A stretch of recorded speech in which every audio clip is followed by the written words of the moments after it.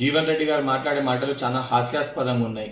కాంగ్రెస్ పార్టీలో ఉండి 14 సార్లు కాంగ్రెస్ పార్టీ బీఫామ్ ఇచ్చి, ఈరోజు ఈ స్థాయిలో జీవన్ రెడ్డి గారు ఉన్నారంటే అది కాంగ్రెస్ పార్టీ పెట్టిన భిక్ష అని మర్చిపోయి, ఈరోజు గౌరవ ముఖ్యమంత్రి గారి గురించి, అదేవిధంగా పార్టీ గురించి, ప్రభుత్వం గురించి నోటికొచ్చినట్టు మాట్లాడుతున్నావు.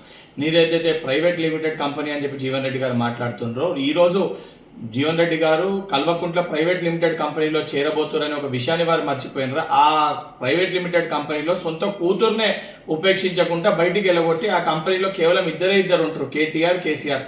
అసొంటి ఒక కంపెనీలో మీరు చేరుతూ ఈరోజు మీరు మాట్లాడుతున్న మాటలు మేడిగడ్డ రిపేర్ చేయకపోతే రేవంత్ రెడ్డి గారిని రైతులు ఉపేక్షించారని చెప్పి మాట్లాడుతారు. కాళేశ్వరము కూలేశ్వరం చేసిన కల్వకుంట్ల చంద్రశేఖరరావు గారి సోపతి బట్టి ఆయన పార్టీలో చేరి మేడిగడ్డ బ్రిడ్జి రిపేర్ చేయడంలోని రైతులు క్షమించారని చెప్పి మీరు మాట్లాడుతారు. అంటే ఏ స్టేజ్కి జీవన్ రెడ్డి గారు ఈరోజు దిగజారిపోయారో చాలా స్పష్టంగా అర్థమవుతుంది.